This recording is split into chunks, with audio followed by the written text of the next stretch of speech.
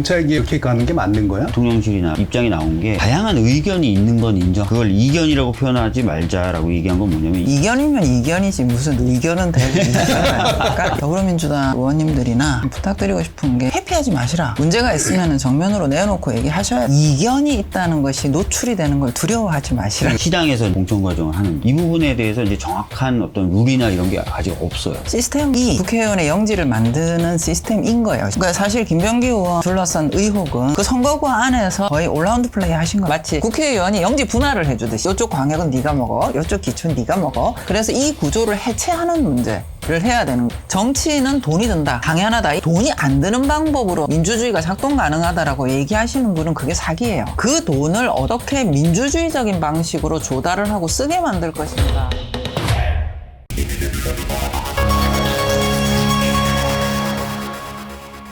안녕하십니까. 정준의 토론 진행을 맡고 있는 정준입니다. 2026년 새해 처음으로 인사를 드리게 됐는데요. 2026년 새해가 많은 분들에게 희망을 안겨주면 좋겠습니다만 새해 벽두부터 국내외의 여러 가지 일들로 거의 정신이 없는 그런 상태가 아닌가 싶습니다. 지금 여러 가지 일들을 해결해야 될 2026년의 와중에 가장 큰 정치 이벤트라고 볼 수 있는 지방선거도 앞두고 있습니다. 이 지방선거에 관련해서 지금 바로 또 진행되고 있는 이슈가요. 여당인 민주당 안에서 강선우 그리고 김병기 의원으로 이어지는 공천 헌금 파동 문제가 있을 겁니다. 이 공천 헌금 파동이 단순히 개인의 일탈인가 아니면 우리나라 정당 구조에서 오는 문제인가 깊이 있는 질문이 필요할 때가 아닌가 싶은데요. 비단 공천 헌금의 문제는 특정 정당이나 개인만의 문제는 아닐 거라고 보고요. 그럼에도 불구하고 만약에 이것이 구조의 문제라고 한다면 과연 어디에서부터 개혁의 손길을 뻗쳐야 할 것인가 많은 분들이 궁금해하실 것 같습니다. 이것이 위기이기도 하지만 어떤 면에서 보면은 누적돼 있거나 산적돼 있었던 문제들을 해결하는 좋은 개혁의 계기도 될 수 있다고 저희는 판단을 하기 때문에 오늘 두 분과 함께 정주의 토요토론에서 신년 특집으로 정면으로 다뤄보는 그런 시간 마련했습니다. 오늘 신년 특집 정주의 토요토론 지금부터 시작하겠습니다.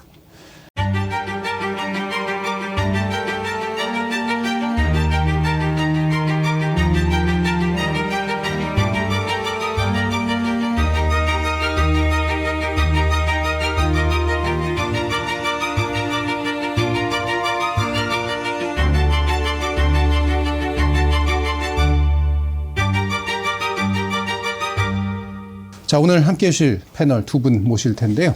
먼저 더불어민주당의 박주민 의원님 불편하신 상황에서도 나오시겠습니다. 네. 저는 불편할 건 없는데요. 예. 소신껏 말씀드리겠습니다. 예. 자, 그리고 언제나 이제 함께 해주시는 또 한 분의 패널이십니다. 우리 토요토론에 이제 단골페어처럼 이렇게 모시게 됐는데요. 서복경 교수님 나오셨습니다. 예, 반갑습니다. 새해 복 많이 받으십시오.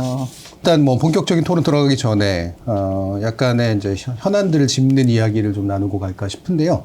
그래서 지금 우리가 내란 청산을 위한 이제 사법적 어떤 절차들을 그래도 좀 한 단계는 마무리 지어가고 네. 다른 한편으로 개혁 과제들도 수행해야 되는 이런 상태인데 그래서 원래는 이제 뭐 2차 특검 법도 이제 지금 진행 중이고 사법개혁으로 이제 넘어가면 되겠거니 싶었는데 사법개혁으로 넘어가기 전에 덜컥거리고 있습니다. 네. 네, 검찰개혁이 이렇게 가는 게 맞는 거야? 지금 현재 정부 안은 수사와 기소의 완전 분리라는 것과는 상당히 거리가 좀 먼 것 같고 그리고 수사를 담당하기 위해서 만들어지는 중수청이라고 하는 새로운 단위의 구조를 보더라도 그냥 검찰을 하나 옮겨놓은 것 같은 모양새라서 원칙하고 상당히 거리가 멀고 오히려 검찰에 몸담았던 사람들을 그대로 좀 담아두려는 그릇을 만들어 놓는 아닌가 이런 평가를 저는 개인적으로 하고 있고요.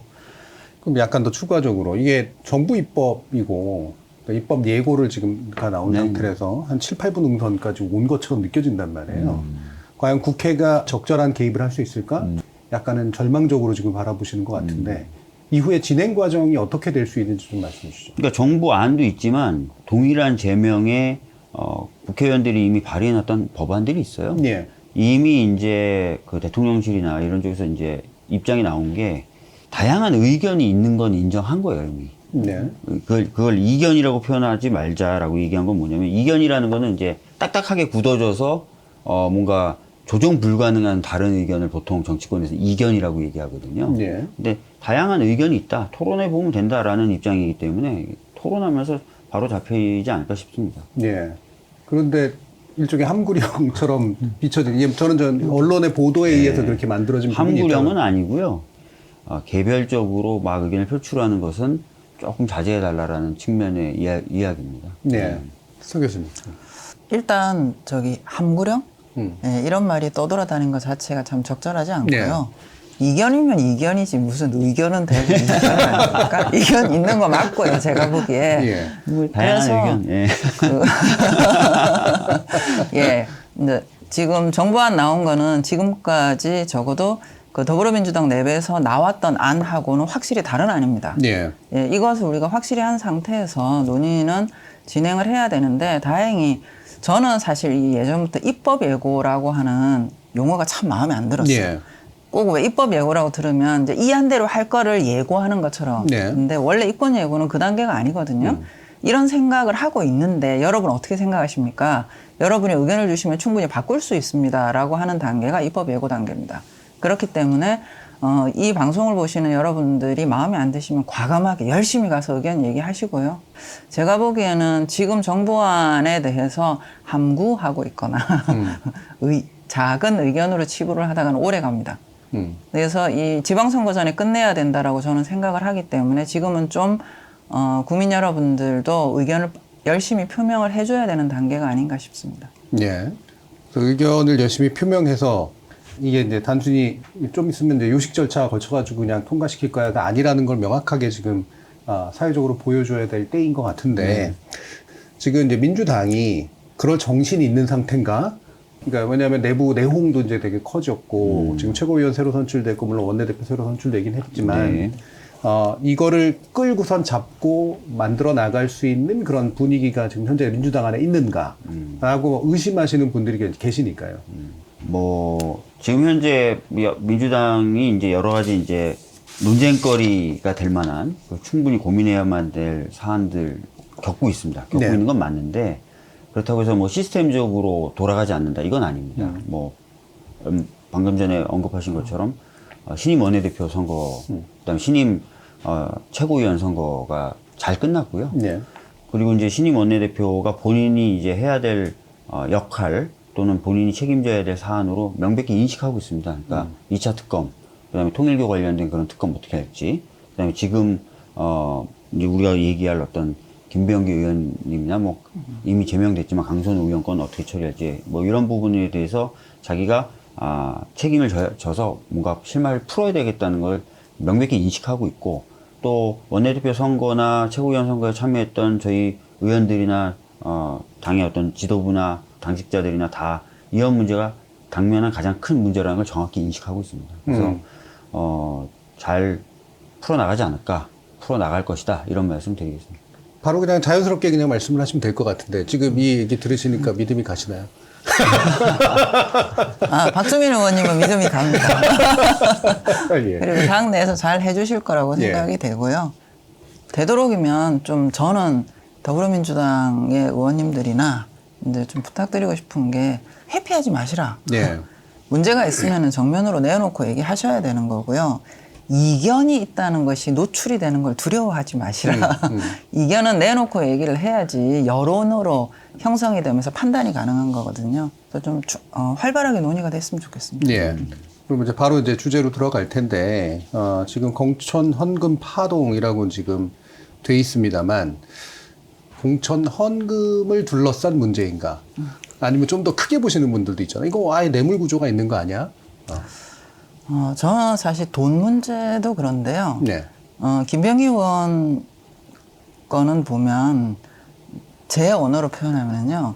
국회의원 선거구가 국회의원 공화국으로 작동하고 있는 현실. 네, 일종의 영지처럼. 그렇죠. 네. 그러니까 사실 김병기 의원을 둘러싼 의혹은 작게 보게 되면은 이제 병원에 진료받는 우선권부터 시작을 해서 그게 다 자기 선거구예요. 그렇죠. 그 선거구 안에서 거의 올라운드 플레이 하신 거거든요. 그러니까 근데 이게 왜 가능한가? 이 시스템이 어떻게 작동 가능했는가라고 하는 부분을 우리가 정면으로 건드리지 않으면, 물론 이제 저는 그 국회의원분들 중에서 다 그렇게 살지는 않는다라고 제가 아는 분들 중에 그렇게 안 사는 분들도 많이 있습니다. 그러기는 하나 구조가 국회의원 선거구를 국회의원 한 사람의 영지로 만드는 예. 이런 구조 자체를 해체하는 단계까지 나가야 되는 문제거든요. 그렇기 때문에 단순히 이거는 몇몇 분이 공천원금을 사사로이 주고받은 차원의 문제를 넘는 문제다. 그렇게 생각합니다. 예.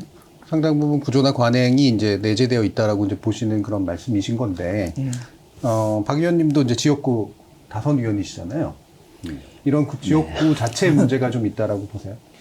사실은 이제 당 차원에서 보면은 지역위원회 구조가 있고요. 지역위원장이 이제 보통 국회의원들이 맡게 됩니다. 지역구 국회의원들이. 예. 그러니까 저 같은 경우도 은평갑 국회의원이자 은평갑 민주당 지역위원장이 되는 거예요. 예. 근데 이제 그 지역위원회를 보통 운영하다 보면은 당연히 그 지역의 시의원님들 또는 구의원님들과 협업을 해야 되고 또 책임을 좀 나눠줘야 될 부분이라든지 이런 부분들이 이제 있게 됩니다. 그러니까 시당에서 이제 보통 공천 과정을 하는데, 그러니까 이제 이 의견을 반영하는 과정이 그럼 어떻게 짜지느냐라는 것에 따라서 뭐 경우에 따라서는 굉장히 퇴행적인 모습이 나올 수도 있고 경우에 따라서는 굉장히 좀 괜찮아 보이는 어떤 모델이 만들어질 수도 있는데, 이 부분에 대해서 이제 정확한 어떤 룰이나 이런 게 아직 없어요. 그러다 보니까 이제 혼란스럽고 각 지역위원회마다 다른 모습들을 쭉 보이는 그런 시간들이 지금 지나온 것 같습니다. 예. 그러니까 그 각 지역위원회마다 굉장히 다른 모습들이 있다라고 하는 건 지역위원장이 누구냐에 따라서도 굉장히 달라진다. 그러니까 인간적 요소라는 게 분명히 있고, 그렇죠. 어떻게 운영하려고 하느냐에 따라서, 또는 지역위원회 구성인자들이 누구냐에 따라서 또 꽤 달라진다. 이건 둘 다 이제 인간적 요소에 관련된 것들이고요. 그러면 현재 이제 그 서 교수님께서 말씀하신 그러니까 아까 말씀드렸던 대로 뭔가 이거를 어떻게 세팅을 하는지에 대한 룰이 없다 보니까, 그러니까 인간적인 그 측면들에 의해서 다양한 형태가 벌어지는 거죠. 네. 그러니까 이게 시스템 자체의 에러로 볼 거냐, 이른바, 아니면 시스템이 안 갖춰져 있기 때문에 생기는 어떤 문제로 볼 것인가. 예. 시스템이 그 국회의원의 영지를 만드는 시스템인 거예요, 지금.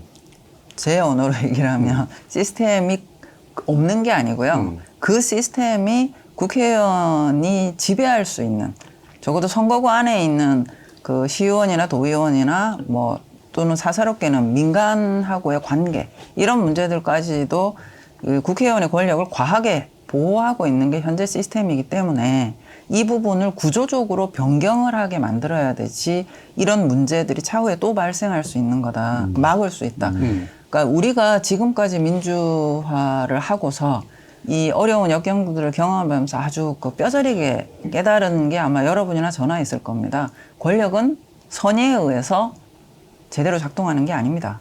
견제와 경쟁에 의해서만 제대로 작동하는 겁니다. 검찰이 문제가 생겼을 때 검찰의 권한을 분산시켜가지고 검찰이 견제받도록 만들도록 우리가 지금 고민하는 거지 않습니까? 법원이 문제가 있었을 때 법원을 국회가 또는 뭐 시민들이 견제함을 통해 가지고 법원이 건강해지는 거지, 판사의 선의를 통해서, 검사의 선의를 통해서 건강해지는 게 아니거든요.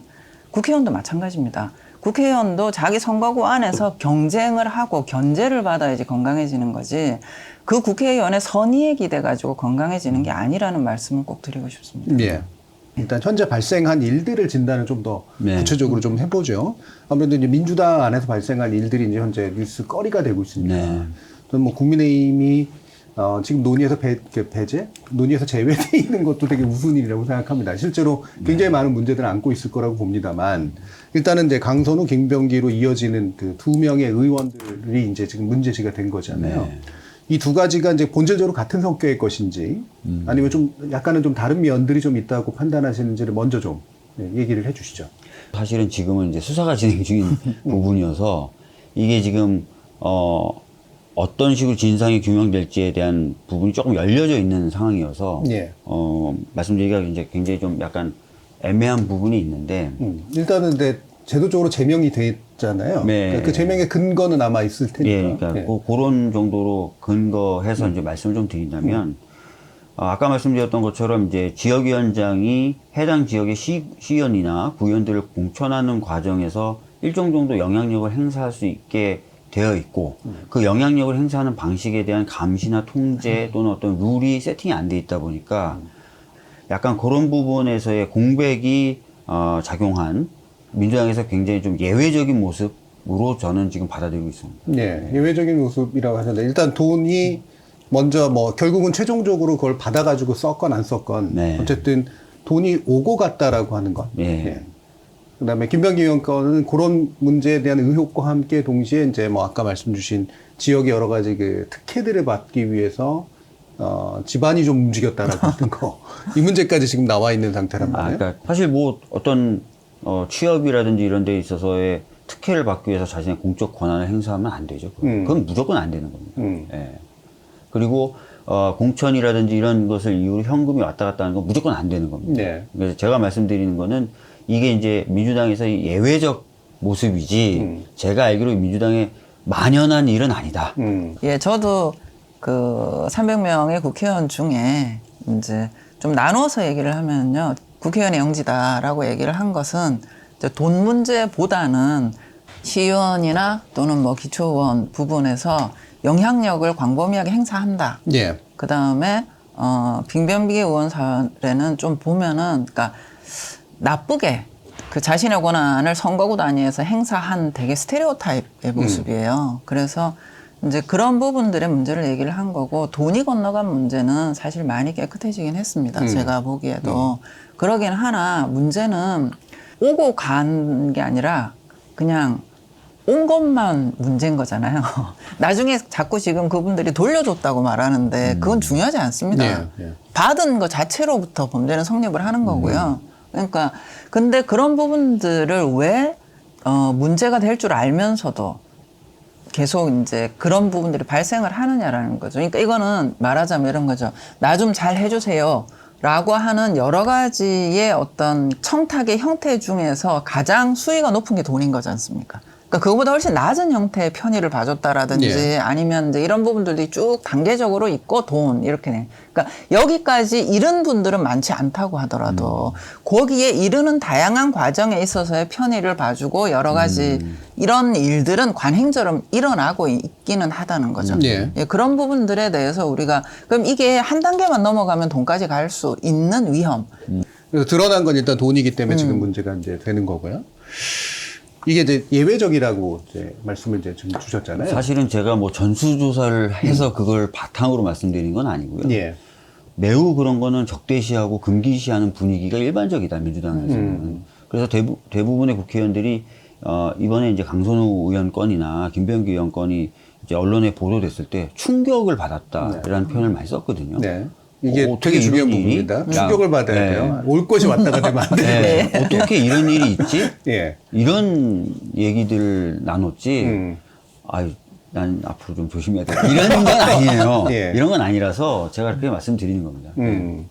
그리고 사실 이제 그 부분에서 꼭 그 말씀드리고 싶은 게 저쪽 당은 더하다라는 얘기를 안 하셨으면 좋겠어요. 네, 네. 그러니까 뭐냐면 그냥 있는 그대로 받아들이고 이 문제를 어떻게 더불어민주당은 앞으로 해 나가겠습니다. 라고 입장을 밝히심으로써 그분들도 영향을 받게 만들어야 되는 거지. 사실 예전에 제가 되게 마음이 아팠던 게 노무현 전 대통령 2002년 대통령 선거 때 한나라당이 차떼기당 이라는 오명을 쓰면서 엄청난 불법 정치 자금을 해가지고 결과적으로 당사도 팔고 난리가 났었잖아요. 네. 근데 그때 노무현 대통령이 굉장히 억울해 하시면서 우리는 10%도 안 했다. 기억나시죠? 예. 근데 오히려 그게 대통령이나 아니면 당시 그 열린우리당이나 이런 이제 집권당을 지지했던 분들한테는 더 상처가 됐어요. 그러니까 왜냐하면 그만큼 이 지금 더불어민주당을 지지하시는 당원이나 지지자분들은 감히 비교 대상이 안 되는 만큼의 프라이드를 갖고 계시거든요. 예. 그러니까 맞습니다. 저 당보다 낫다라는 거는 도저히 기준이 될 수 없을 만큼의 높은 프라이드를 갖고 계신 분들인데 우리는 한두 명인데 저기는 훨씬 많아요라는 말 자체가 감히 비교 대상을 저기다가 한다고 이런 상처를 주는 거거든요. 그렇기 때문에 그냥 정면으로 담백하게 받아들이시고 다 그렇지 않고 일탈이지만 그럼에도 불구하고 구조적으로 문제가 있는 부분은 이렇게 하겠다라고 접근을 하시는 게 훨씬 좋지 않나 싶습니다. 네. 뭐 때로는 억울할 때도 있고 왜 우리한테만 이렇게까지 엄격한 기준을 들이대라고 이제 속마음으로 이제 품는 경우들도 있는데 사실 그게 프리미엄이잖아요. 인 거죠. 예. 맞습니다. 지금 민주당에게 지지가 와 있는 이유는 그런 프리미엄이 있기 때문에 이제 와 있는 건데 이게 이제 억울하면 이제 이 프리미엄을 포기해야 되는 상태라고 이제 볼 수가 있겠죠. 그리고 이게 저는 여기서 더 궁금한 게 그러니까 이 뭐 두 의원의 케이스가 예외적이라고 이제 말씀을 주시니까 충격을 또 먹었다고 말씀 주시고 어떤 마음이 이런 걸 가능하게 했을까? 그러니까 상식적으로 생각해 봐도 이게 뭐 부정부패다 이런 걸 떠나서 이렇게 돈이 오고 가면 이건 상당히 심각한 문제야. 범죄화될 수도까지 있는 문제야라고 생각하기 때문에 애초부터 이제 이 부분에 있어서만큼은 애매한 건 제외하고라도 돈이 오고 가는 문제에 있어서만큼 싹을 자르려고 하는 게 되게 당연했을 것 같은데. 아, 이건 제가 이제 사실 추측인데. 예. 아, 이거 어떻게 얘기해야 될지. 이게 아마 본인들도 이게 문제가 된다고 생각했기 때문에. 예. 한 명은 어찌됐든 그 발목이 자기가 잡혔으니 어찌됐든 이 문제를 어떻게든 해보려고 한 거고 한 명은 자기도 이게 문제가 크니 녹음을 한 거 아니겠어요? 예. 예. 그러니까 제 추측이에요. 그래서 이게 뭐 작은 문제다라고 본인들도 생각하지는 않았을 거예요. 아까 서 교수님도 받는 순간 이게 문제가 된다는 거 다 알죠. 그러면 이게 다 아는데 왜 그랬지 자꾸 이제 그런 생각이 드는데 왜냐면 제가 말씀드린 게 이거예요. 그러니까 뭔가를 밑에서 약간 낮은 단계에서 원래부터 그때부터도 좀 고민하면서 이제 제거하고 잘라내고 이랬어야 되는데 요 정도까지는 괜찮지. 요 정도는 뭐 그래도 관행이잖아. 요 정도는 하면서 이제 올라가다 보면 나오는 현상일 거라서 이 앞 단계가 깔려 있을 것 같다는 생각이 자꾸 드는 거죠. 네. 그 부분인 겁니다. 예. 그러니까 결과 이거는 사실 저는 외부자니까 예. 아주 간단합니다. 그러니까 국회의원의 입장에 있어서는 돈이 필요해요. 정치 활동을 하기 위해서는. 근데 이 돈을 그 만드는 방법이 후원금을 걷는 방법으로 조달을 해야 되는데 예. 후원금을 걷는 게 쉽지는 않거든요. 사실 이제 후원 계좌를 공개를 하고 뭐 연말마다 열심히 문자도 보내시고 이렇게 네. 하지만 알려지셔야 되고 또 지지자분들하고 라포도 좋아야 되고 네. 이런 분들은 굉장히 공이 많이 드는 작업입니다. 후원금을 십시일반으로. 근데 역으로 민주주의에서 이 그 정치인의 정치 자금을 시민들이 십시일반하게 의존하게 만드는 이유가 그거예요. 당신이 뭐 하는지를 알려라. 그리고 적극적으로 소통을 하고 그것의 결과로 지지도 받고 돈도 받아라. 그래야지만이 민주주의가 건강하게 돌아간다. 이게 이제 민주주의에서 정치 자금의 제도 디자인의 근본 원리입니다. 근데 이게 굉장히 어렵단 말이죠. 그러니까 자꾸 편법을 사용을 하게 되는 겁니다. 그래서 뭐 이제 1억도 받고 또 뭐 김병기 의원 경우에는 지금 의혹 나온 게 뭐냐면 뭐 2천만 원, 3천만 원 받았다가 돌려줬다 뭐 이런 것들도 나오잖아요. 사실 우리 국회의원들의 후원금 모금액이 선거가 없는 해 1억 5천까지 가능하고 선거가 있는 해 3억까지 가능합니다. 맞습니다. 그러면 이거 열심히 노력해서 받으면 되거든요. 그 2천만 원, 3천만 원이 그렇게 막 거대한 돈이어서 그분들이 그렇게 한 게 아니라 오히려 이 전자의 민주주의적 방식으로 자금을 확보하는 방법으로 가기가 어렵거나 귀찮은 거죠. 그러니까 후자의 편법을 쓰면서 아마 받을 때는 그러지 않았을까요? 잠깐 받아서 돌려줘야지. 라고 그렇죠. 생각했을 거예요. 그러니까 나중에 돌려주면 문제가 안 될 거야 라고 스스로도 자기 알리바이를 만들지 않았을까 저는 생각을 하는 거죠. 근데 이제 일단 받고 나서 쓰고 나면은 이제 들어갈 때 나갈 때 기분이 다른 거죠. 그러니까 이런 문제들이 생기기 때문에 그러니까 결국은 뭐냐면 민주주의 규칙 하에서 정치 자금을 만들고 쓰는 부분들에 대해서 이분들이 이제 도덕적 해이가 발생한 것의 결과다. 그러니까 한 사람은 필요했고 그 다음에 준 사람 입장에 있어서 생각해보면 준 사람은 뭐냐면 나 공천을 받아야 되는데 공천을 받기 위해서는 역시 뭐냐면 그게 당원 투표를 통해서 이루어지거나 이렇게 하면 또 열심히 알려야 되죠. 당원들을 만나야 되고 자기 정책을 설명을 해야 되고 그다음에 우리 선거구에 필요한 정책 개발도 해야 되고 이거 어렵습니다. 어려운 길 말고 쉬운 길로 가고 싶은 거죠. 그러니까 양자다. 원래 정해져 있는 민주주의 규칙을 따르는 것이 아닌 편법을 추구하다 보니까 이해관계가 맞아 떨어진 거예요. 제가 보기에는. 박주민 의원님 같은 경우는 그래도 잘 채우시는 편이죠. 한 번도 못 채운 적이 없어요. 네. 그래서 그 부분에 대한 어려움을 덜 느끼시는 편인가요? 근데 사실은 저는 이제 이런 말씀을 좀 드리고 싶은데, 시의원들 분들이나 구의원분들의 공천 과정이 좀 더 당원들한테 오픈이 되고, 당원들 사이에서 인정받는 것이 중요 기준이 좀 되면, 네. 지금보다도. 그러면은 일단은, 지역위원장에게 뭔가 잘 보여야 되겠다. 이런 게 조금 더 줄어들 수는 있다고 생각합니다. 그런 거를 좀 만들 필요는 있을 것 같고요. 그 다음에 이제 지역위원장의 입장에서 봤을 때도, 뭐, 정치적인 어떤 비용이나 이런 것들 뿐만 아니라 당원 관리라든지 당원 교육이라든지 뭐 이런 것들 좀 더 체계적으로 하려면 전 지구당이 좀 부활돼야 될 것 같아요. 네. 그 얘기 계속 나왔죠. 예. 예. 그게 안 되니까 사실 지역위원회 활동 자체가 매우 불투명하고 모호한 영역이 너무 많은 거예요. 네. 왜냐하면 지역위원회라는 것 자체가 법상 구조가 아닙니다. 그렇잖아요.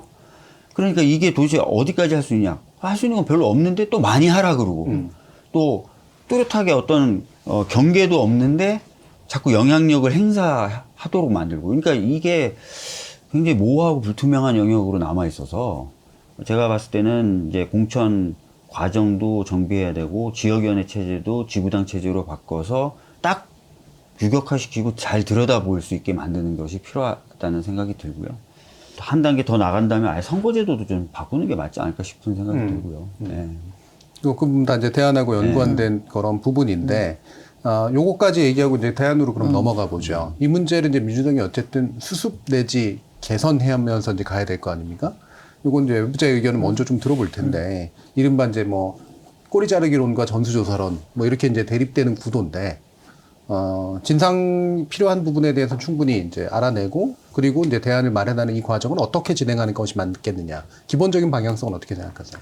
일단 더불어민주당 내부의 과정에 있어서는 할 거 다 하셨죠. 윤리심의원은 두 분 다 제명했고 제명 사유 공개를 하셨고 이제는 이거는 법적인 문제로 지금 넘어가 있는 상태인 것이고요. 저는 이 다음 단계에서 전수조사를 얘기를 하시는데 그 트랙으로 가는 게 현실적이지도 않고요. 대안도 아니라고 생각합니다. 왜냐하면 저 당장 생각해보면 전수조사 하는데 더불어민주당만 전수조사를 하자고 하면 아닙니다. 딴 당도 다 합시다. 라고 얘기하겠죠? 네. 그럼 딴 당이 받겠어요, 그게? 자기 당에서 발생한 일이 아닌데? 그러면은 전수조사 합시다, 몽땅. 이거 하고. 그 다음에 저쪽에서는 우리가 왜 받냐, 그걸. 이거를 가지고 또 시간 갈 거거든요. 그러니까 이 전수조사라고 얘기하는 거는 말은 되게 되는데 현실적으로는 시간 끌기의 효과밖에 안 나올 거다라고 생각을 하기 때문에 저는 그것보다는 집권당이자 원내 제1당인 더불어민주당 차원에서 차후에라도 이런 문제들이 발생하지 않도록 하는 정당 제도 개혁하고 선거 제도 개혁안을 미리 공표하시고 그 내용으로 우직하게 밀고 나가시는 게 맞다. 그래서 이제 전수조사 부분 그리고 두 분 다 제명을 한 게 꼬리 자르기라고 얘기해서 욕을 먹는 거는 먹어야죠, 뭐. 예. 박주민 의원님. 서 교수님 말씀하셨던 대로 좀 발전적인 제도를 설계하거나 이런 건데 전수조사의 경우에 그럼 어떤 방법으로 하느냐, 그다음에 그 결과에 대해서 그럼 또 신뢰성을 어떻게 담보하느냐 등등등의 많은 문제가 있어요. 그 부분에 막 주목하고 그 부분에 이제 저희가 에너지를 다 쓰기보다는 서 교수님 말씀대로 아예 그럼 이참에 이런 일이 발생하지 않을 수 있는 구조를 선도적으로 제시하고 그렇게 하자고 다른 정치 세력들 설득해 가면서 제도를 만들어 나가는 방법이 좀 더 실효적이지 않을까라는 생각을 가지고 있습니다. 네. 이게 이제 저는 그 합리적이라고는 생각이 드는데 네. 이게 결국은 정치라고 하는 거는 이제 어떻게 비치느냐의 문제가 되게 커서 특히나 네. 선거 전에 전수조사라는 게 에너지는 엄청 드는데 그렇게 해서 나온 결과는 정치적 책임을 고스란히 또 짊어져야 되고 게다가 또 의심은 그렇다고 해서 사라지진 않을 테고 이런 되게 좀 안 좋은 것들만 사실 겹쳐서 나오게 될 가능성이 굉장히 높잖아요. 네.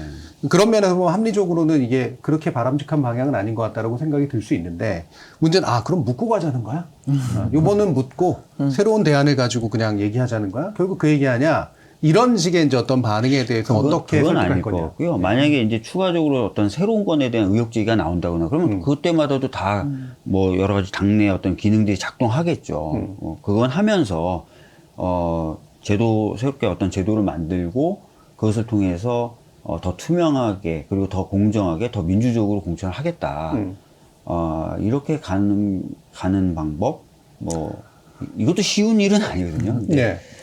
그런 방법이 좀 더 생산적이지 않을까라는 말씀 드립니다. 그리고 이번에 이제 약간 아쉬운 거는 늦었어요.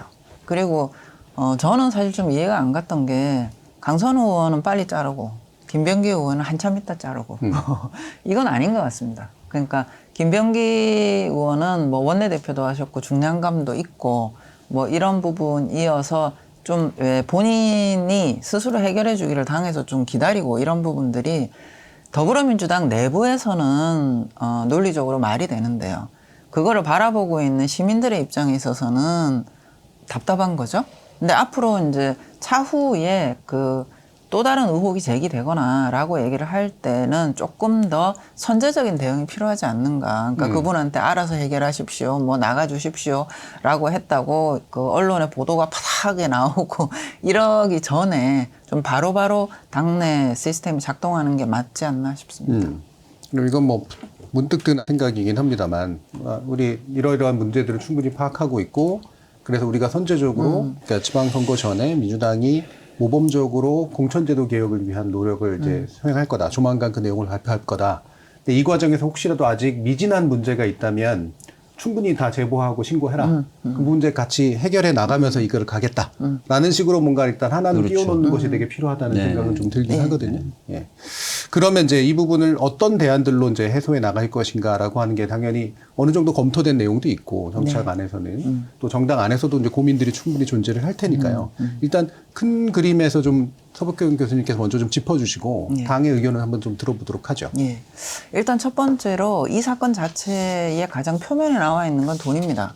그래서 이 정치 자금의 흐름을 투명화시키는 제도 개선 문제는 반드시 선행하셔야 되는 내용이라고 저는 보는데 지금 우리나라 정치 자금에 대한 공개 제도에 대한 부분이 일단 후져요. 아, 후지다. 후집니다. 예. 지금 이제 미국이나 영국이나 아니면 타이완까지만 하더라도요. 연중 온라인 게시합니다. 네. 뿐만 누구한테 받았다. 받았다. 예. 뿐만 아니라 기부자에 따라서 또는 수령자에 따라서 검색도 가능해요. 그러니까 홍길동 씨가 누구한테 그 기부했는지를 딱 소팅하면은 쫙 나옵니다. 그 다음에 반대로 홍길동 국회의원이 누구한테 받았는가라고 검색식을 하면은 쫙 다 나와요. 이거를 연중할 수 있도록 하고 필요하면은 엑셀 파일 형태로 다 받을 수 있습니다. 우리나라는 지금 어떻게 돼 있냐면은 그 회계자금 신고를 하고 난 다음에 게시일이 있어요. 기간을 정해놨습니다. 6개월을 정해놨는데 그 기간 동안에도 열람만 되거든요. 그 다음에 꼭 이거는 고쳐야 된다고 말씀드립니다. 정자법 42조 5항입니다. 정치자금법 42조 5항에 어떻게 돼 있냐면 인터넷에 게시를 하도록 해놓고 이거를 다른 사람이 인터넷에 게시하여서 정치적 의도로 사용해서는 안 된다라고 되어 있습니다. 그럼 이제 시민단체나 이런 쪽에서 그거를 하나하나 엑셀 파일로 만들어가지고 홍길동 씨가 ABCD 국회의원한테 고액 후원을 했다더라. 그럼 가공해서 공개해야 되잖아요. 가공해서 공개를 하게 되면 이걸 불법화시키는 게 42조 5항입니다. 예. 예. 그래서 일단은 정보 공개 형식 바꿔야 되는 거고요. 그다음에 42조 5항 없애가지고 이 유권자들이 상시적으로 그 데이터에 대해서 가공을 한 거를 서로 정보 공개할 수 있도록 열어야 됩니다. 그래야지 무서워서 정치 자금 문제에 대해서 함부로 이런 짓을 못 하게 되는 거거든요. 또 하나는 지금 미국 같은 경우에는 이 일정 금액 이상의 정치 자금을 수령을 한 경우에 48시간 이내에 게시하도록 돼 있습니다. 그러니까 우리가 온라인으로 정보 공개를 하게 하는 것은 받은 다음에도 게시를 해야 되는데 받은 즉시 공개를 해야 되는 겁니다. 그래야지 선거 과정에서 유권자들이 판단 정보로 쓸 수 있다는 거예요. 그거를. 네. 두 번째는 말씀하셨듯이 지구당 열어야 됩니다. 이게 핵심입니다. 지구당을 여는 것과 함께 거듭 말씀드리지만 지방정당 만들어줄 수 있도록 정당법 바꿔야 됩니다. 제가 아까 말씀드렸듯이 선거구가 국회의원 공화국으로 안 만들려고 하면은 선거구 안에서 경쟁이 돼야 되는 거거든요. 근데 지금은 구조가 어떠냐면은 원내 제1당 한 분하고 원내 제2당 한 분이 동네에서 짬짬이를 하시면은 누구도 그 정보를 모를 수밖에 없게 돼 있습니다. 이런 방식이면 안 된다는 거예요. 그래서 일단 지구당을 활성화시켜가지고 자기 정당의 당원들이 일상적인 정당 활동, 선거구 단위 정당 활동에 대한 정보를 접할 수 있도록 만들어줘야 되고, 두 번째는 뭐냐면 동네 정당이 만들어져서라도 그 동네에서 제3당, 제4당이 경쟁을 해가지고 경쟁적으로 정보를 빼내주는 거. 사실은 아시겠지만 선거에서 제일 무서운 게 경쟁하는 다른 후보입니다. 다른 후보가 제가 그랬어요 라고 정보를 네. 확장해 주는 것만큼 정보 확산 효과가 있는 게 없어요. 그래야지 이 선거구 단위에서의 경쟁이 활발해지고 유권자들의 감시가 일상화될 수 있다. 이 부분 꼭 말씀드리고 싶습니다. 예. 그래서 정치자금법 상의 현재 규정들을 훨씬 더 높은 수준으로 투명화시키는 조치, 그리고 정당법상의 지구당 부활, 그리고 지방정당에 대한 촉진 내지 허용, 이것이 이제 필요하다라고 일단 크게 두 가지 측면을 짚어주셨습니다. 박준희 의원님. 제가 예전에 발의했던 공직선거법 개정안이 있는데요. 이제 제가 초선 때 발의했던 건 이제 준연동형 비례 형태로 좀 도입이 돼서 좀 아쉬움도 있었지만, 제가 재선 때 발의했던 건 이제 정당명부 비례대표제였어요. 네. 중대선거구제를 기반으로 한. 그렇게 되면은 사실은 이제 국회의원들이 하나의 작은 지역에 매여 있기보다는 좀 넓은 지역을 커버해야만 되는 상황이 되면서 어떤 지역의 맹주처럼 되는 현상이 좀 줄어들고 또 고민도 좀 더 국가적 차원의 고민을 좀 더 집중하게 되는 효과가 벌어지게 될 것 같거든요. 그렇게 되면 이제 또 각 지역에서의 시의원님들이나 구의원님들, 구청장들은 또 독자적 메커니즘을 움직이면서 거기서 뭔가 선출되는 시스템이 만들어질 거고요. 그래서 조금 더 고민을 진척시켜 본다면 국회의원 선거제도도 그렇게 중대 선거구제, 정당명부 비례대표제까지 포함하면 더 좋을 것 같고요. 비례성을 높이기 위해서. 그런 식으로 좀 가보는 것도 어떨까. 한참 동안 그게 고민이 됐었고, 심지어는 21대 국회에서의 정치개혁 특위 내에서는 가장 우수한 선거제도로 전문가들이 지목했던 선거제도인데 이게 더 이상 논의가 안 돼버렸거든요. 네. 그런 것도 좀 논의해보는 것도 좋을 것 같다는 생각이 듭니다. 네, 100% 동의합니다. 네. 지금 두 분이 이제 그 기본적인 안들에 대해서는 이제 상당히 동의 수준이 높으셔서, 이거는 제가 이제 약간 그러면 혹시라도 반론들이 있을 부분들을 좀 한번 짚어보면 어떨까 싶은데요. 이를테면 이제 지구당 문제가 예전에 지구당이 있었지만 사라졌던 이유는 이제 지구당이 지역 부패의 온상이 돼버린다. 네. 오히려 네. 그런 문제의식이 있었고, 또 이제 지금 정당 공천제도도 원래는 없었다가 이제 지금은 이제 다시 지금 결국은 정당이 책임지게 해야 된다로 했지만 이거를 그럼 없애야 되는 거냐라고 하는 그런 안도 나오고 있고요. 정치자금법 관련해서는 이게 이제 어느 정도의 비실명화가 돼 있는 상태이긴 한데, 이거를 정말로 그 돈을 내는 사람이 우리나라 또 이렇게 왜 자꾸 이렇게 깔발켜지는 걸 되게 좀 싫어하지 않습니까? 전부터도 이제 만약에 제가 박준민 의원한테 허언금한 게 만약에 드러나면 토요토로에서 왜 이 사람 부른 거야? 그럴까봐 그런 게 충분히 생길 수가 있어서 지금처럼 데이터가 좀 빅데이터 시대에는 좀 그런 식의 위험도 좀 있기 때문에 이런 식으로 이제 막 반론들도 좀 존재를 하잖아요. 여기에 대해서는 어떻게 또 재반박을 하실 수 있을지. 개인정보 공개 대상은요. 네. 국회의원의 경우에는 연간 1인당 500만 원입니다. 그리고 광역의원은 연간 200만 원이고요. 기초원은 연간 100만 원을 할 수 있게 지금 현재 이제 후원 상한액이 돼 있는 거고, 정보 공개 대상의 경우에도 300만 원 이상을 낸 사람이 공개 대상이 되기 때문에 299만 원까지는 공개되지 않습니다. 그래서 그럼- 쪼개기 후원도 하잖아요. 그렇죠. 예. 예, 그래서 제가 아까 직업이라든지 이런 정보들을 조금 더 포괄적으로 공개하는 게 좋겠다라는 제안도 드렸던 건데, 그 부분은 저도 이제 이해합니다. 그런데 저는 그렇게 생각하거든요. 정치는 돈이 든다. 당연하다. 인정해줘야 되는 거고요. 사회가 공동적으로 민주주의의 비용을 감당해야 된다라는 개념이거든요. 그중에 일부는 세금으로 들어가는 거고, 일부는 시민들이 십시일반 내는 후원금이나 당비, 이런 부분들도 포괄적으로 보면은 우리 사회가 전체적으로 민주주의의 비용을 공동으로 분담하는 개념입니다. 그렇기 때문에 정치 후원은 장려돼야 될 거예요. 정치는 돈이 드는 것이고, 민주주의가 왜 돈 안 드는, 그래서 제가 이 2004년에 일명 오세훈법이라고 됐던 그 당시의 논리가 뭐냐면은 돈 안 드는 선거를 해야 된다. 그래서 돈은 묻고 입은 풀고 뭐 이런 얘기를 얘기했는데, 그 당시의 담론이 지금 생각을 하면은 얼마나 민주주의 원리에 위배됐는가라고 하는 거를 지금 우리는 반추해야 된다는 겁니다. 돈이 안 드는 게 어디 있습니까? 우리가 일상생활을 하는데 사실 우리 자본주의 사회에서 살면서 돈이 안 들고 가능하다라고 생각을 하는 것 자체가 난센스거든요. 중요한 거는 민주주의는 당연히 돈이 듭니다. 그 돈을 어떻게 민주주의적인 방식으로 조달을 하고 쓰게 만들 것인가라고 하는 게 우리의 제도 디자인의 기준이 돼야 되는 거지. 돈이 안 드는 방법으로 민주주의가 작동 가능하다라고 얘기하시는 분은 그게 사기예요. 네. 전반적으로 이 지난 한 20년 정도 됐죠. 2004년이었으니까. 네, 맞아요. 그동안에 우리 정치 제도 디자인을 지배했던 돈 안 드는 선거라고 하는 게 과연 얼마나 허구적인가. 그리고 그게 왜 민주주의에 반하는 것인가. 라고 하는 것을 좀 공개적으로 공론화할 필요가 있다고 생각합니다. 돈 안 드는 게 아니라 돈 안 든 것처럼 보이게 만들고 안 그렇죠. 예, 그런 이상한 방법들을 개발하게 만들고. 지구당을 돈 먹는 하마라고 그 당시 얘기를 했거든요. 근데 중요한 거는 지구당이 돈을 먹더라도 필요하면 해야 되는 거죠.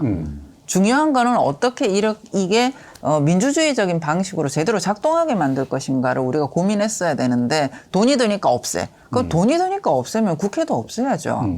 그 대통령은 왜 만듭니까? 월급 주면서 없애고 그 관료들이 다 하면 되지. 네. 민주주의는 돈이 든다라고 하는 전제에서 우리가 제도 디자인을 새롭게 고민할 때라고 생각합니다. 네. 그러니까 민주화 이후 초기에 이제 그 돈 안 드는 또는 이제 부정부패라고 하는 것들을 없애는 게 그 당시에 시대 담론이었다면 지금은 20년 이상 지낸 상태에서는 이제는 그 허구적 담론은 좀 빼고 그렇죠. 제대로 된 것들을 만들 필요가 이제 오지 않았냐.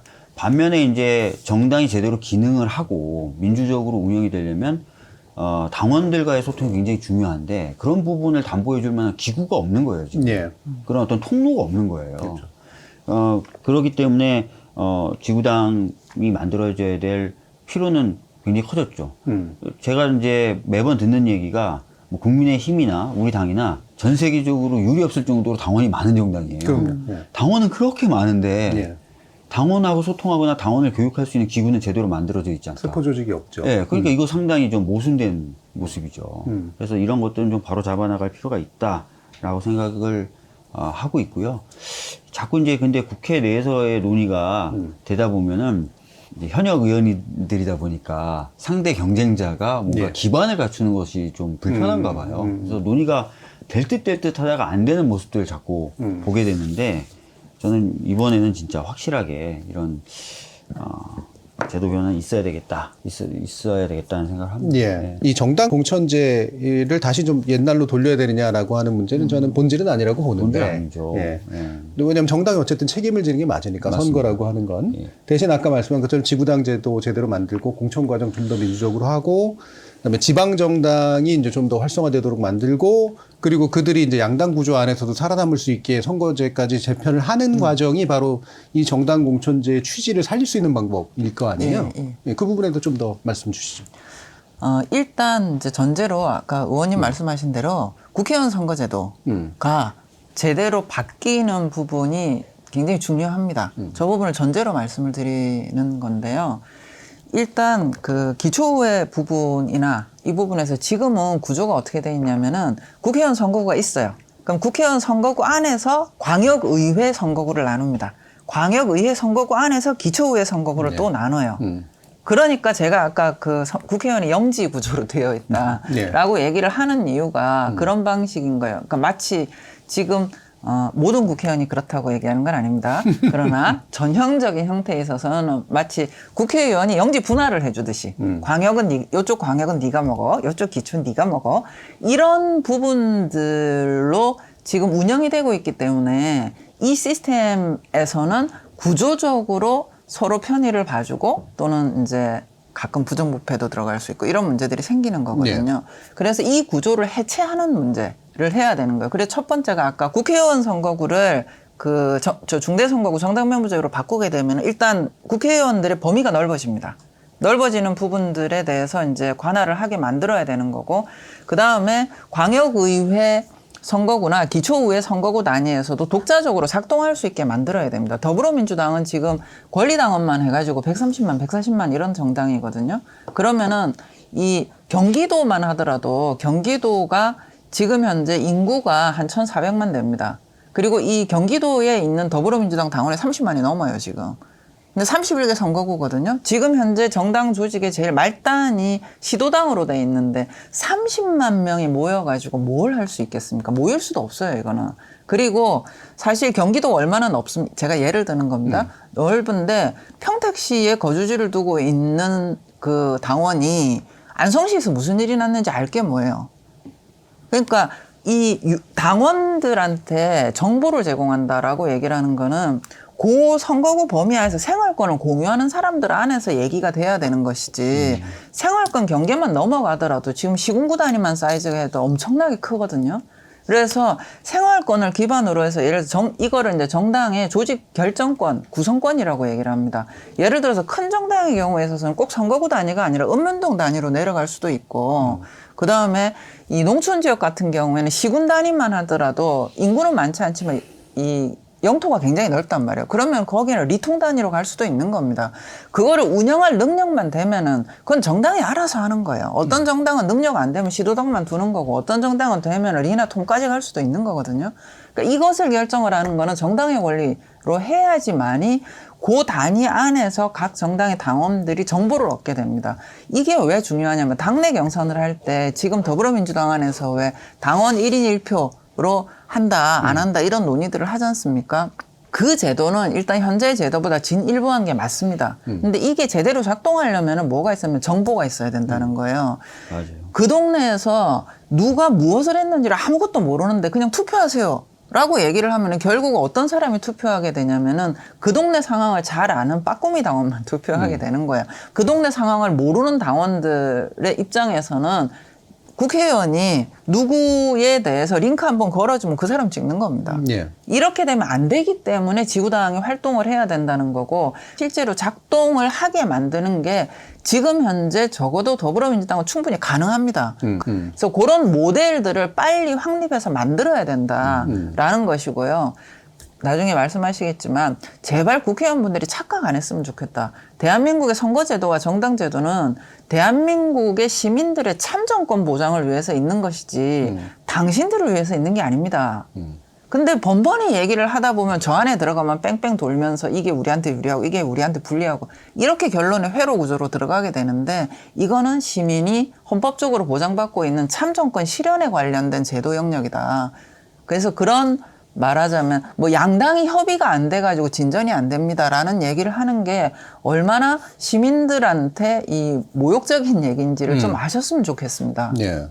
그러니까 전제는 물론 두 분 다 이제 중대선거 형식으로 가고 그다음에 정당 명부 형식이라고 하는 선거구 체제 안에서 그러면 이제 국회의원들은 이제 큰 범위에서 이제 보게 되니까 네. 좀 더 전국적인 시야나 크고 각 국회의원들이 이제 중첩되게 관할을 정리하니까 예. 어느 한 지역에 특정한 영주가 생기는 거는 없어지죠. 예.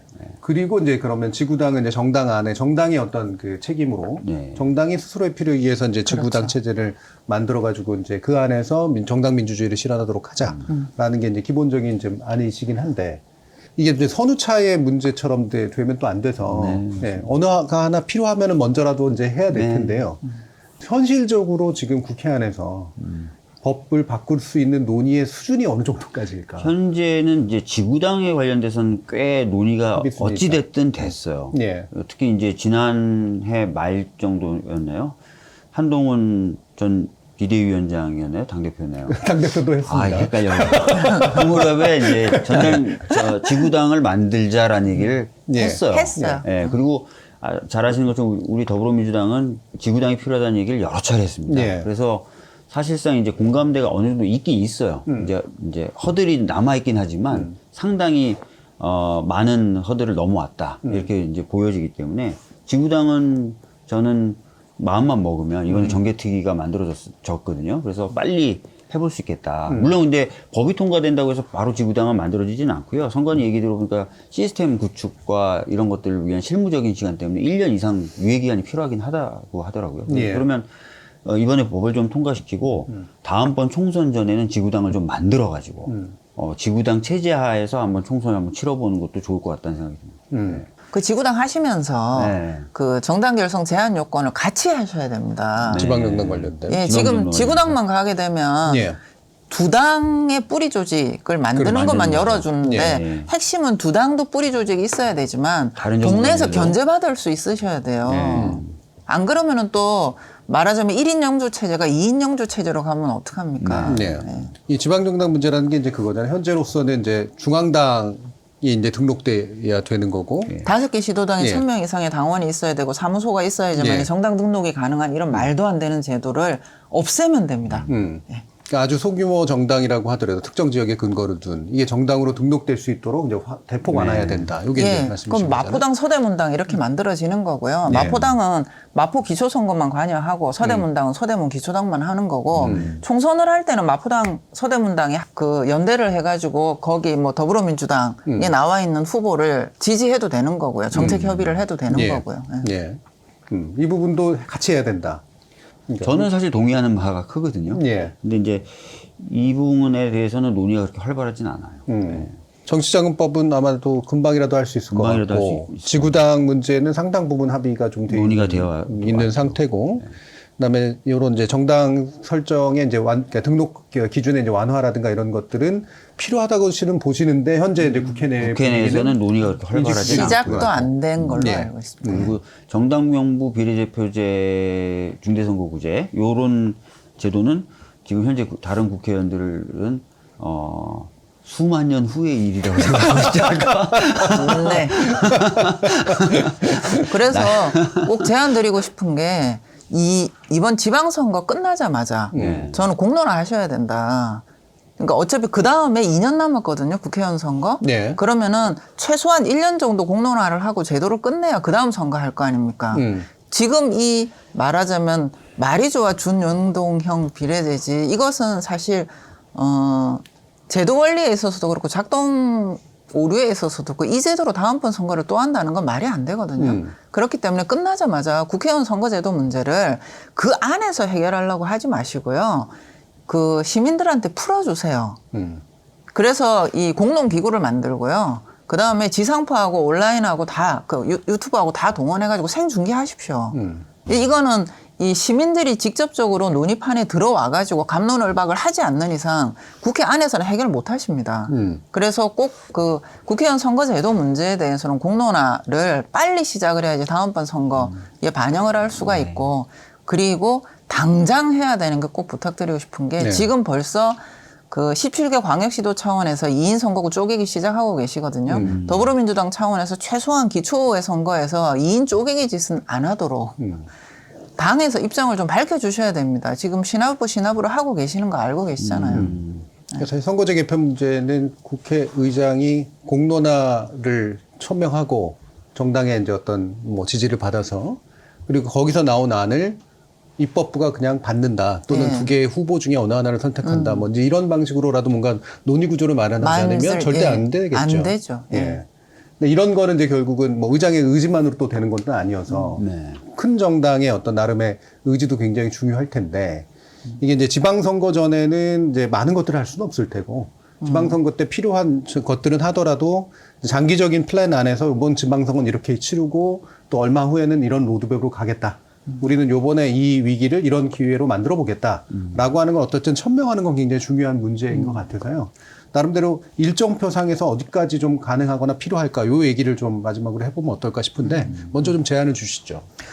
일단 가장 먼저 해야 되는 거는 방금 말씀드렸듯이 그 6월달 지방선거와 예. 관련해 가지고 기초의 선거구 쪼개기 하고 있는 부분에 대해서는 적어도 당 차원에 막아주셔야 된다.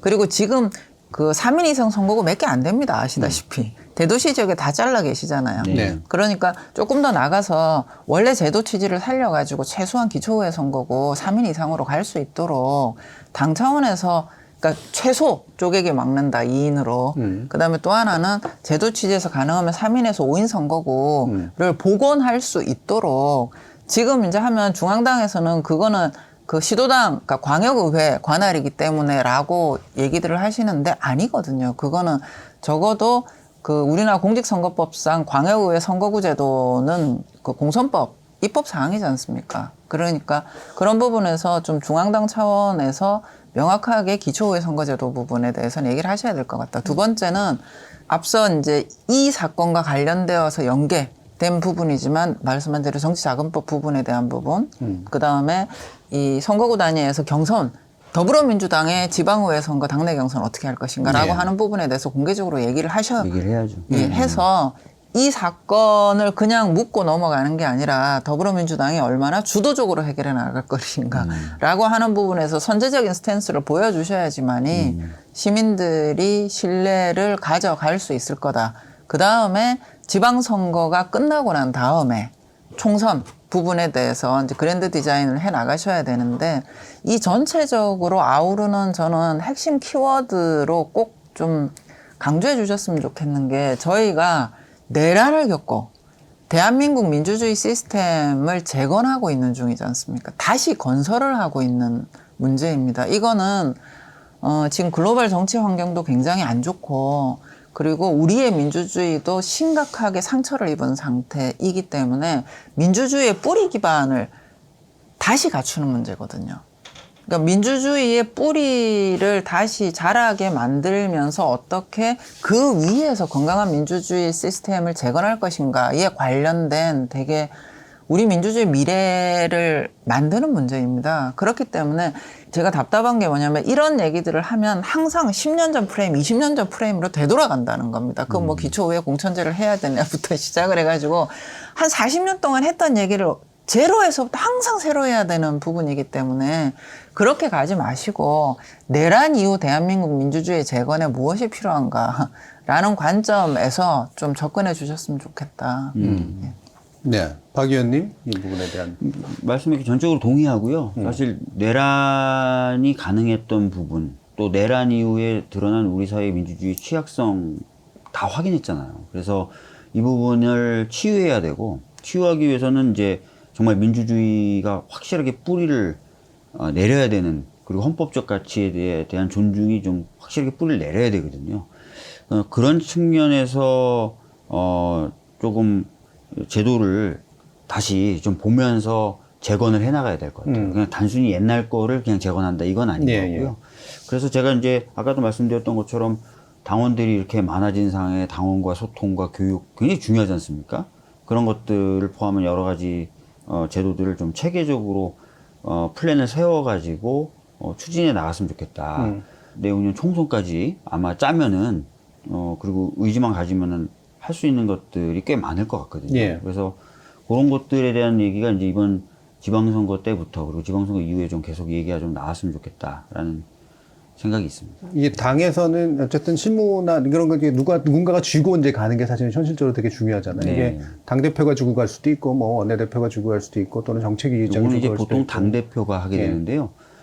특히 이제 우리 당이나 아니면 국민의힘 같은 경우 다 지방선거 이후에 다 새로 당 대표를 뽑게 됩니다. 예. 그때 이제 당 대표들이 정치개혁, 또 민주주의 올바른 재건, 뭐 이런 목표들을 확실하게 하면서 플랜을 좀 짜야 되겠죠. 그럼 지방선거 전에도 어쨌든 뭔가가 좀 이렇게 요런 안이라도 지방선거 좀 나와야 전에는 되잖아요. 아마 지금 시기적으로는 할 수 있는 게 이제 정치자금법 개정이라든지 지구당에 대한 입법론이라든지 그다음에 당내에서 아까 말씀하셨던 대로 이번 지방선거는 어떻게 투명하고 깨끗하게 예. 공천할 것이냐 뭐 이런 부분에 대한 논의들은 이루어질 수 있을 거라고 생각합니다. 요거는 좀 강론이긴 합니다만 이제 일부에서는 또 그렇게 얘기해요. 3에서 5인 선거구 기초의회에서 근데 이거 일부 실험을 했더니 결국 양당만 되더라.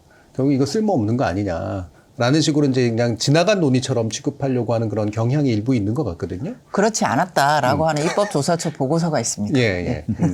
그래서 그런 식의 논의들은 입법조사처의 보고서를 참조하시면 이게 오히려 더 확대되거나 좀 적극적으로 좀 할 필요가 있는 부분이다라고 하는 것도 좀 이해를 해주시면 좀 어떨까 싶은데요. 마지막으로 한 1분 정도씩 뭐 우리 시민들께 당부하고 싶은 말씀, 우리가 원칙적으로 잊지 말아야 될 것들에 대한 이야기를 들어보도록 하겠습니다. 먼저 서 교수님. 제가 이제 요즘 계속 말씀드리고 있는 게 민주주의 재건 과정은 절대 시간이 필요합니다. 그리고 인내도 많이 필요한데요. 그래도 지금 세계의 정치 환경을 생각했을 때 대한민국은 꾸역꾸역 잘 가고 있습니다. 그래서 좀 조급하게 우리가 마음 먹지 말고 계속 그 개입하고 참여하고 관여하고 그러면서 함께 만들어간다. 다시 말씀드리지만 하는 민주주의의 시대에 맞게 갈 수 있지 않겠나 이렇게 생각합니다. 박주민 의원님. 뭐 정치제도 개혁 관련돼서는 항상 보면은 파도로 떠오르더라고요. 제가 국회에 있으면 2년에 한 번씩 또는 4년에 한 번씩 떠오르는데, 아쉬운 거는 그때마다 화두는 떠오르는데 크게 성과를 남기면서 끝나는 경우가 많지 않았었습니다. 그런데 지금 보면은 이제 내란을 극복하고 민주주의를 보다 이제 확실하게 뿌리내려서 다시는 이런 일이 없도록 해야 된다는 시대적인 목표와 소명이 분명해졌기 때문에 약간 다른 결기와 각오로 정치제도 혁신, 민주주의 강화 이런 것들을 고민해 봐야 된다라고 생각이 들고요.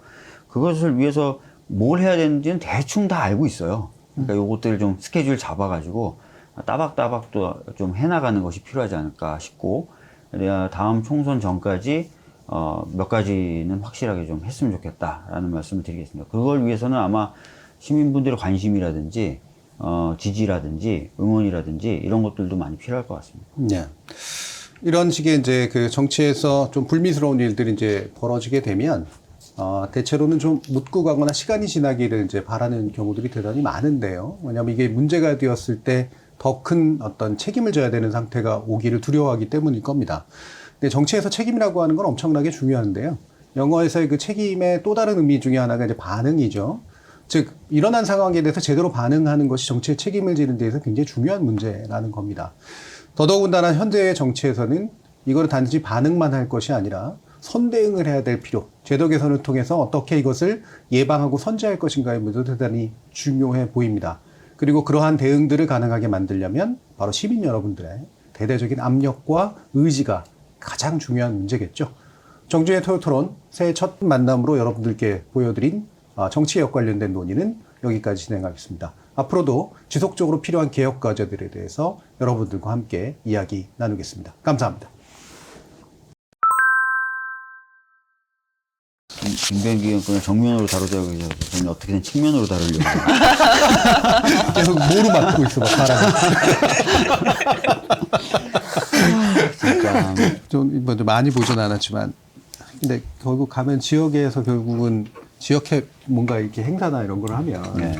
기초의회 의원들이나 뭐 이런 분들이 결국은 실제 막 실무 담당하면서 그렇죠. 막 움직이고 막 그렇게 그러잖아요. 하죠. 네, 맞아요. 근데 그게 어쩔 수 없는 부분이긴 어쩔 수 한데. 없어. 예. 그러니까 당원 관리를 지구당이 있으면 지구당 차원에서 당원 관리가 돼요. 그렇죠. 근데 당원 관리는 지역위원회에서 하라고 그러면서 아무런 물적 토대를 안 주니까 결국은 뭐 국회의원, 시의원, 구의원이 나눠 맡아서 당원들을 관리하는 거예요.